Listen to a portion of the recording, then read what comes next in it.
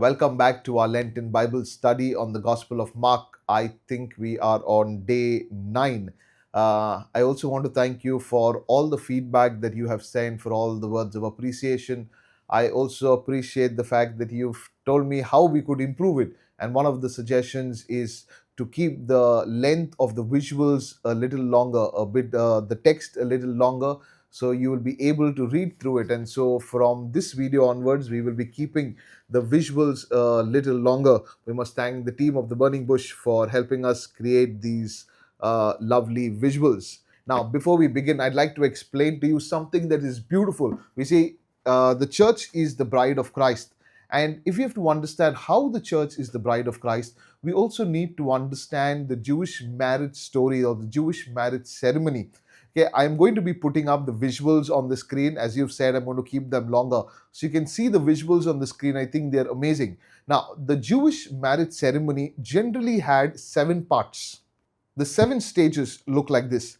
The first is the betrothal. Second is the acceptance. Third is the preparation. Fourth is the arrival of the groom. Fifth is the wedding ceremony. Sixth is the marriage supper. And finally is the eternal home where the couples will dwell together. The first step to decide who gets married to whom, the initiative belongs to the groom. Now, the marriage begins with a covenant choice. In most cases, the groom and the father would go to the house of the bride. They would meet the family, they would meet the bride. And if the bride was acceptable, then they would accept the bride, they would select and they would do something. They would pay something called a mohar, and that mohar was called the bride price. Now, this price was not paid in order to purchase the bride. The price was paid, the groom paid the bride price or the mohar to demonstrate that the bride was of immense worth and it was his honor to have her. Once they liked each other, once the bride price was paid, the mohar was paid, then a cup of wine would be brought and they would share that cup of wine. It was like the betrothal was sealed with the cup of wine. From this moment on, the couple was legally husband and wife. And now they are married, and this is what happened. The bridegroom and the father leave, leaving the bride behind. And now you're wondering, what kind of wedding is this? They are married, they're betrothed to each other, and now he is leaving her and going away. It is because now this groom will go to his father's house and he will prepare a place for her. He will make space so that he may be able to come and take her to the father's house. He would go to prepare the bridal chamber and would not return until the father said that the room was ready for the bride. And in the meanwhile, what does the bride do? When the groom left, he never gave her a date, he never gave her a time, he never told her how he's coming, he never gave her any clues of when he's coming. They just left. And now we see that the bride would wait. The bride did not know the day or the hour of the return, but she would prepare her garments, she would prepare the oil, she would prepare herself for the groom, remaining faithful to him in his absence. And then suddenly there is the return of the groom. It can happen in the night, it can happen during the day. But the groom would come often unexpected in the night, and only those who were prepared would be ready to receive him. And then there was a 7-day joyful feast. We see this at the wedding feast at Cana. The wine ran out because it was not a 1-day feast, it was a 7-day feast. And once the wedding banquet, once the wedding feast was over, the bridegroom would now take the bride to his father's house. Now, having seen the Jewish marriage customs, now let's look at its fulfillment in Jesus. The first thing, the groom and the father took the initiative, and here we see Jesus takes the initiative. He says, "You did not choose me, I chose you." God first chose Israel, and then in Christ, all the nations. We come to church because we are chosen. We come to church because we are loved. We come to church because we are called. The next step is the bride price. It says, "You were bought with a price." Jesus paid the price with his own blood. The price is real, and the cross is the price of the bride, that the Son, that Jesus was willing to pay for his bride. And the next step would be to be sealed by wine. And so we see the new covenant, as Jesus says, the new covenant in my blood. At the Last Supper, Jesus used the spousal covenantal language intentionally. When he says, "This is the new covenant in my blood," Jesus is expressing a covenantal language, a marital language, a spousal language. And so every time we celebrate the Eucharist, we are celebrating that spousal love. We are celebrating that covenantal love, that we belong to each other and nothing may separate us. Nothing may come in the way of Jesus and the bride, the church and her Lord. Next, Jesus then goes to prepare a place. Now, this is not that Jesus is absent, but Jesus' ascension means that he is gone to prepare a place for us. Now, when will the Lord return? When will Jesus return? Jesus says, I do not know the hour and the time of my return. Only the Father knows. And when the Father thinks the room is ready, he will send Jesus to go and get the bride. What does the bride do in the meanwhile? What does the church do in the meanwhile? The church is watchful and lives in holiness. The church is waiting, robed in garments of love, with a life lived in faith and grace.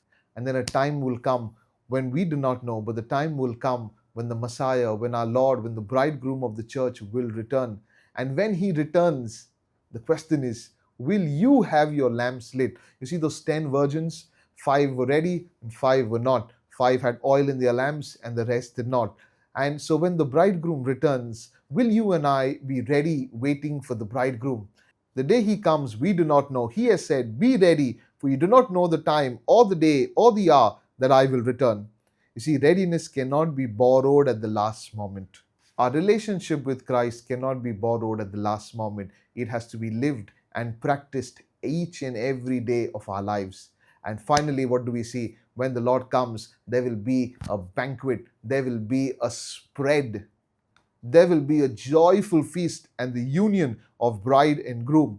And finally, the Lord will take us to the Father's house, and heaven will be the wedding feast of the Lamb. Now, keep that at the back of the mind as we try and run through this text. Okay, yeah, verse 18. Now, John's disciples and the Pharisees were fasting, and the people came to him and said, why do John's disciples and the disciples of the Pharisees fast, but your disciples do not fast? Notice in Mark chapter 1, people were in awe of him. People just flocked to him. But yesterday we saw that there was private criticism. Jesus was eating with tax collectors and with sinners, but they went and asked the disciples, why does your master do that? But here we see that they've moved from just talking among themselves to publicly questioning him. And we'll see by the time we reach Mark chapter 3, verse 6, they have open hostility towards Jesus. And so we see the hostility growing. Now, regarding fasting, is fasting wrong? No, my dear brothers and sisters, Jesus does not say fasting is wrong.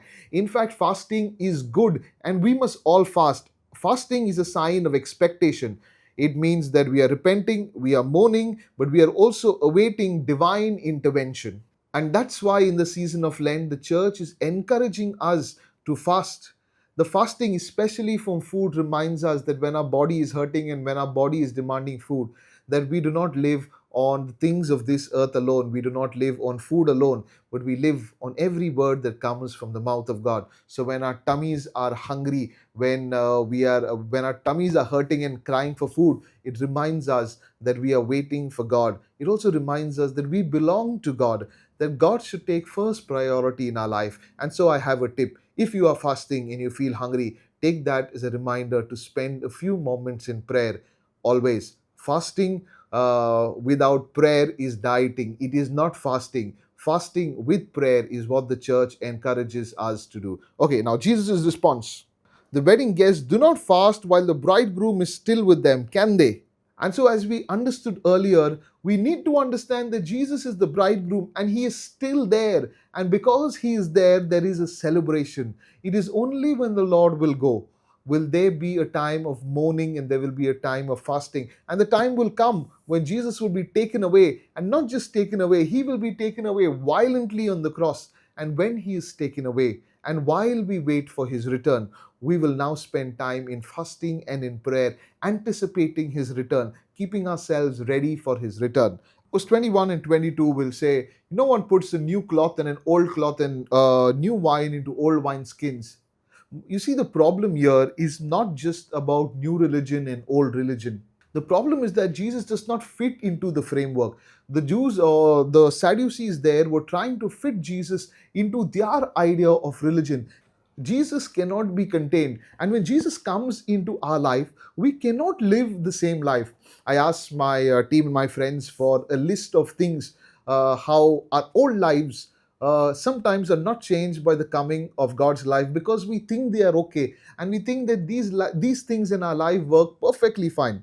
The first thing, people want control over their lives. We are not allowing, we're not ready to give God control over our lives. We say, Lord, you take control, but do this. If we are saying, Lord, you take control, we say, Lord, this is my will, the rest is your will. Whatever you say, I will accept. Even if it is the loss of a family member, I will still love you, Lord. Even if it is the loss of my job, I will still love you, Lord. Even if it is the loss of my health, I will still love you, Lord. I want you above all things. That's the first thing. Secondly, today we pay bribes gloriously. We don't feel bad about it. Next is piracy, or the piracy of movies, the piracy of books, the piracy of songs. Piracy is a sin that we do and don't feel bad about. Next, overeating. We eat gloriously and say that I am a foodie. None of us are foodies. There was a lovely video that was going around saying that we are not foodies. We are children of God. So don't define your identity by the fact that you are a foodie. Next, pornography. We watch pornography. We know it's wrong, and yet we continue to do it. We give excuses. There are so many excuses. The worst I have heard is sexual education. It is not. Okay, just two more. There's a huge list. One more is gossip. You see, fake news was a business long before social media came, and that was through gossip. We gossip and we call it entertainment. We don't feel bad about it. Then lying. We lie gloriously, and we give all excuses for the reasons we lie. And so we cannot fit Jesus into our lives. If Jesus comes into our life, there is no way that we can remain the same. You cannot put the old law, the old traditions, the old expectations, the old way of living into the new wineskins. If Jesus is coming, it has all got to change. One Sabbath, he was going through the grain fields, and as they made their way, the disciples began to pluck heads of grain. The Pharisees said to him, Look, why are they doing what is unlawful on the Sabbath? So the Pharisees stopped Jesus and his disciples and said, See, eating, just snacking may not have been wrong, but the very fact that they were taking and they were reaping and they were threshing, the Pharisees said that is work. And you cannot do it on the Sabbath. And what Jesus does is he goes back to the origin of the Sabbath and why the Sabbath was made. You see, the Sabbath was not meant so that we would not do any work, that there would be 100 rules. But Sabbath was meant so that after doing a long 6 days of work, on the seventh day we return back and say, I belong to God. My identity would come from the fact that I am a child of God. And so I would return back to that identity. My identity would not be in my work. My identity would not be in my beauty. My identity would not be in my money, would not be in my success, would not be in my relationships. I am son of so and so. I have so much wealth and I have done this and I have achieved that. Everything that has been achieved can be lost in a few seconds. Tremendous beauty, one accident, everything is lost. Tremendous wealth, one market crash, everything is lost, and then identity is lost. And so the Sabbath was given to us so that we return back on the Sabbath and rest our identity in the fact that we are children of God. And now that which was given as a gift became a heavy burden, because it had accumulated regulations after regulations. A system meant to protect people's identity, people's holiness, had now become a measure to check if you are faithful or not. And suddenly, even the rest had become work. Now, Jesus is back here and he is challenged about the Sabbath. He is the one who gave the Sabbath. The intention of the Lord was to bring people back to rest. And therefore, we see even when Jesus heals the man on the Sabbath, what was the Sabbath for? The Sabbath was to restore people, the Sabbath was to bring us back to the glory of God, to the rest of God, was to make us whole again. And now they have come and challenged Jesus once again about the Sabbath. And Jesus says to them, Think of David. Remember what David did. He went and ate the bread of the presence reserved only for the priest. Jesus is not just finding a loophole. He is saying that someone greater than David is here and he is the anointed king. And if David had authority over just mere ritual bread in the temple, then the Son of Man, the Son of David, Christ Himself, has authority over the entire ritual day. And so, my dear brothers and sisters, remember that the Sabbath is supposed to be a day of great excitement, a day of excitement in order to meet the Lord. And so, if every Saturday evening Sabbath looks to me as a burden, then the problem lies in the fact that I am seeing the Sabbath as a day of rules and regulations. Rather, I should be looking at the Sabbath as a day of restoration, a day of rest, a day of going to the Lord, meeting the Lord, and receiving from the Lord the strength that I need, the strength that the entire week I have spent. I have lost my strength, and now I need to go back to the Lord in order to restore my strength so that I may go back once again out there and be His child out there in the world. We're supposed to do Mark chapter 3, but it looks like I have run short of time. I don't know how much time has gone behind the camera there, but I'm sure we've exceeded our time for the day. And so we shall do Mark chapter 3 tomorrow. In the meanwhile, keep continuing to pray for me, and I will pray for you. God bless you, and see you tomorrow.